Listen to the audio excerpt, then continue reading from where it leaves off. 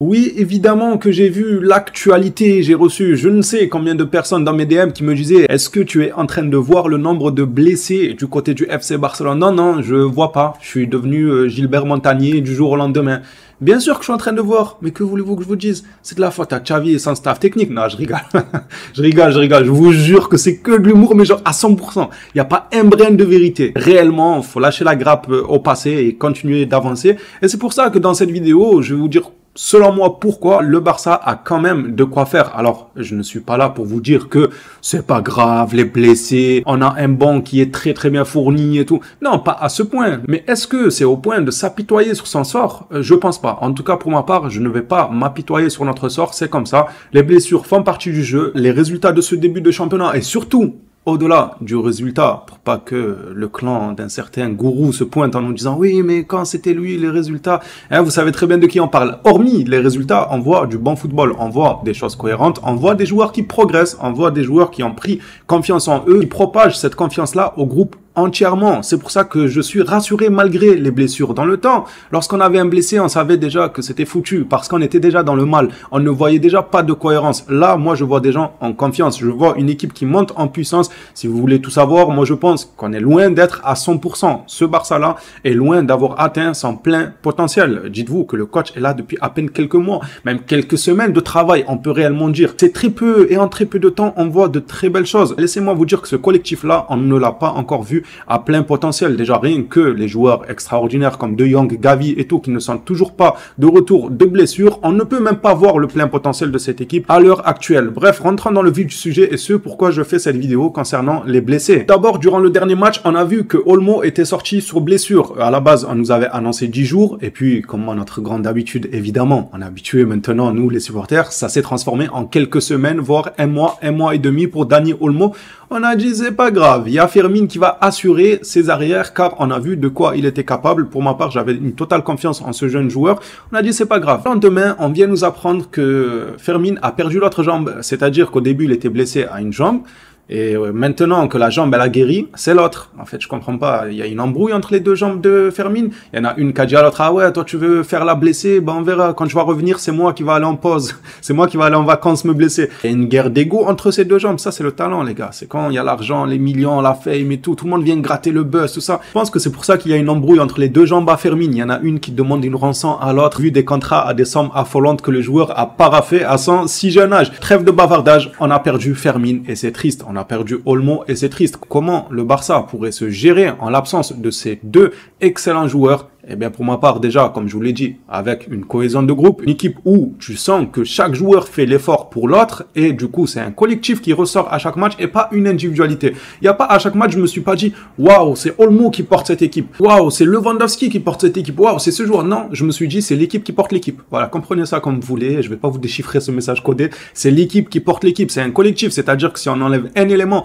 à ce collectif, certes, on peut peut-être ressentir un manque d'efficacité, peut-être de fluidité et encore, je dis bien peut-être, mais le collectif restera quand même bon, surtout que dans quelques jours, tu as le retour de De Jong, dans quelques semaines, on va dire, pas quelques jours, faut pas abuser, quelques semaines, on a le retour de Gavi, dans quelques heures, oui, là, c'est bien quelques heures, on a le retour d'Ansu Fati, donc tu as de quoi faire pour combler ce manque-là. On va passer au reste des informations, et je vais vous dire, selon moi, comment ça va se passer, tactiquement parlant, et les joueurs qui vont devoir remplacer Olmo et Fermin. Il y en a pas mal quand même, j'ai pas une théorie fiable à 100%, mais tout ce que je veux vous faire comprendre, c'est qu'on a l'embarras du choix, mine de rien, malgré qu'on a deux blessés au même poste, les deux jouer derrière l'attaquant au poste de numéro 10, eh bien, on a quand même l'embarras du choix. On n'est pas là en mode, ah, c'est que Pablo Torre, sinon on peut rien faire. Non. Non, vous allez voir qu'on a plusieurs solutions. Flick a pas mal de solutions devant lui. Olmo, Fermin et Gavi devraient revenir au mois d'octobre de blessure. Franchement, octobre, c'est bientôt. J'espère que c'est octobre et que ça va pas encore déborder. L'objectif d'Olmo est de jouer quelques minutes contre le Bayern et d'être prêt pour le Classico une semaine plus tard. Ce genre de communiqué aussi, ils m'ont fatigué. Les communiqués concernant les blessures qui m'ont le plus fatigué, premièrement, c'est ceux qui nous disent le joueur sera absent en 10 jours pour que après on nous dit non, en fait c'est 9 mois. Et pourquoi tu nous dis 10 jours alors? Alors je vous ai déjà expliqué, encore une fois, j'essaye d'avoir un maximum de recul et tout. Je sais très bien pourquoi ils disent ça, c'est parce que lors des premières analyses, eh bien on pense que c'est ça, mais en fait quand on fait des analyses plus poussées, on se dit en fait non, on s'est précipité, on a dit 2 semaines à première vue, mais avec des analyses plus poussées, ça va être plutôt 1 mois et demi, 2 mois. Je peux totalement comprendre ça, mais s'il vous plaît, fermez-la alors. Fermez-la, la première analyse. On ne veut pas savoir. Quand un joueur sort de terrain, vous n'êtes pas obligé de nous dire combien de temps il sera absent. Prenez votre temps. Faites vos analyses approfondies au lieu de nous vendre une fausse joie en se disant, ah, ça va, c'est qu'une semaine. Tranquille, il va revenir rapidement. Et après, bam. Non, en fait, c'est 2 mois après l'analyse approfondie. Mais sérieusement, attends de faire ton analyse approfondie et après, fais-nous des déclarations. Faites-nous ce que vous voulez en nous disant que ça sera 2 mois. Et comme ça, on est fixé. L'objectif donc de Olmo serait d'être prêt à 100%, entre guillemets, contre le Bayern. J'aimerais le voir aussi contre le Bayern, mais attention à ne pas le précipiter. Quand je vous disais que dans quelques heures, Ansu Fati sera de retour, ce n'était pas des foutaises. Ansu Fati devrait être disponible dans le groupe du Barça jeudi contre Monaco. Monaco qui, comme je l'ai dit durant mon débrief d'après-match contre Girona, ils vont vraiment être sous l'eau. Leur fameuse musique là, Monaco, je suis solo, je sais pas quoi, saute du bateau, bref, je connais pas les paroles. C'est pas un karaoké, n'est-ce pas? Dites-moi si je dois faire un karaoké. C'est pas un karaoké. Je suis pas noté. Il n'y a pas des jurys qui vont me noter sur ma prestation musicale. Donc c'est ok. C'est tout bon de ce côté-là. En vrai, on va vraiment leur mettre la tête sous l'eau.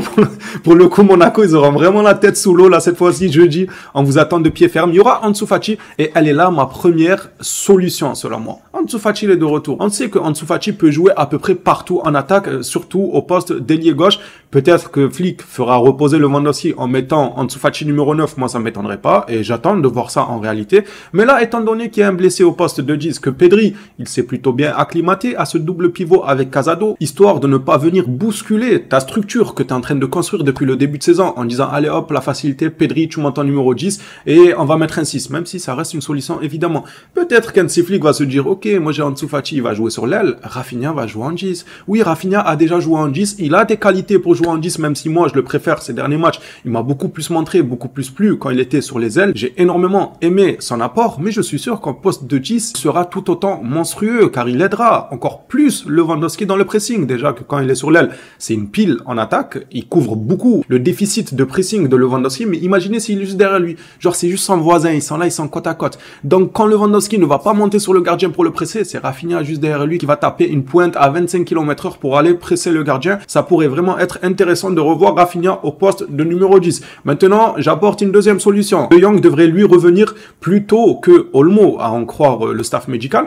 Quand De Jong reviendra, il aura la solution de jouer et avec Casado et avec De Jong en pivot, et dans ces cas-là, on pourra refaire monter Pedri au poste de numéro 10. Deuxième solution pour le Barça, avec le retour de De Jong, tu t'installes un double pivot, tu fais monter Pedri d'un cran au poste de numéro 10, même si il montre beaucoup de belles choses un peu plus bas sur le terrain, à la relance, dans le fait de garder le ballon, de temporiser et tout. J'aime énormément ce côté-là de Pedri, alors que quand il joue en 10, on va pas se mentir, il est frustrant à ne pas prendre sa chance de loin, à ne pas tirer, il est rempli de chichi, il est rempli de feintes, frappe mon frère. Ça c'est frustrant. Là où Olmo il t'envoie une mine à 20 mètres normal. Pareil pour Fermin de son côté, il t'envoie une mine à 25 mètres normal. C'est des joueurs, on peut appeler ça des canonniers. Ils ont un canon à la place des pieds. Ça c'est de très bonne qualité pour quelqu'un qui joue derrière l'attaquant, selon moi. Mais ça reste quand même une solution pour Hansi Flick de faire monter Pedri et de jouer avec un double pivot de Jong Casado.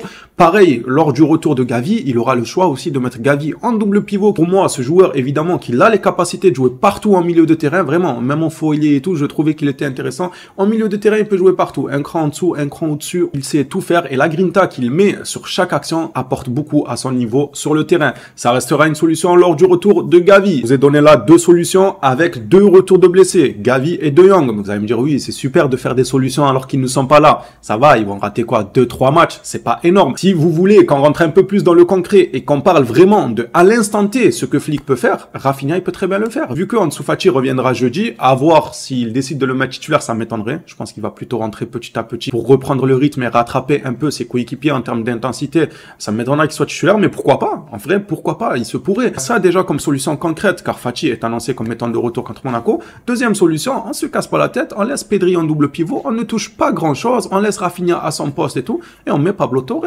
Pablo Torre, faut que tu saisisses ta chance. Au bout d'un moment, c'est limite le moment ou jamais. J'ai pas envie de dire ça non plus, parce que c'est cru, mais c'est un peu vrai. T'as Fermin qui est out, t'as Olmo qui est out, t'as Ansu Fati qui revient juste de blessure, donc il sera très juste au niveau physique par rapport au reste du collectif, donc peut-être que Flick ne le mettra pas directement titulaire. Il faut saisir ta chance mon petit. Peut-être aussi que Flick décidera de faire monter Pedri directement en 10 sans se casser la tête, car il est serein de ce qu'il peut apporter sur un terrain, surtout au vu de ce qu'il nous a montré montré depuis le début de saison. Voilà les solutions qui, pour moi, sont plausibles du côté du FC Barcelone et pourquoi je dis que il n'y a pas non plus mort d'homme, parce que j'aime le collectif en ce début de saison. Je vous jure que je suis rassuré par un collectif entier et pas par une individualité. La saison dernière, j'étais le premier à crier au scandale dès qu'il y avait un blessé, parce que je savais que c'était un château de cartes qui tenait que sur une individualité. Tu me disais la saison dernière, on enlève De Jong, ça y est, le château de cartes il s'écroule. Tu me disais on enlève Lewandowski, ça y est, Araujo encore pire, la défense elle s'écroule. Là maintenant, je sens vraiment un collectif poussé et ça me rassure au vu des blessés. Encore une fois, je ne dis pas que c'est tant mieux ou loin de là. Encore heureux, j'aurais aimé voir Olmo encore sur le terrain. J'ai hâte qu'il revienne rapidement. J'essaie juste de vous dire que le Barça aura plusieurs choix et certains joueurs pourraient saisir l'occasion comme Pablo Torre. Finissant cette vidéo semi-actualité, point de vue aussi sur les solutions que le Barça pourrait avoir, Frenkie de Jong devrait recevoir le feu vert médical la semaine prochaine. Donc ça reste vraiment une option à ne pas écarter de voir Frenkie de Jong directement sur le terrain pour pallier à l'absence de Olmo, évidemment, en faisant monter, par exemple, Pedri, comme je l'ai dit, en installant un double pivot au milieu de terrain de Jong Casado. Voilà, c'est pour ma part toutes les solutions qui s'offrent au FC Barcelone. Peut-être que j'ai oublié un petit joueur de la Masia ou quoi qui pourrait aussi avoir quelques minutes de temps de jeu. Je vous donne la parole dans l'espace commentaire. À vous de me dire à quel point ces blessures-là vous ont impacté. Est-ce que vous êtes en totale panique? Est-ce que vous craignez l'avenir, les matchs à venir pour le FC Barcelone? Ou au contraire, vous pensez que c'est très dommage, on est encore dans une malédiction comme les saisons passées? Mais comme moi, vous êtes rassuré par le collectif et vous pensez qu'ils vont continuer à être performants. Hâte de vous lire et on aura la vraie réponse tout simplement au cours des prochains matchs, s'ils sont performants ou si les absences ont un réel impact. Hâte de vous lire les Blaugrana, dites-moi tout ça dans les commentaires. Merci à tous ceux qui like, qui s'abonnent, à s'attrape à la prochaine vidéo sur le Barça. D'ici là, prenez soin de vous les Blaugrana.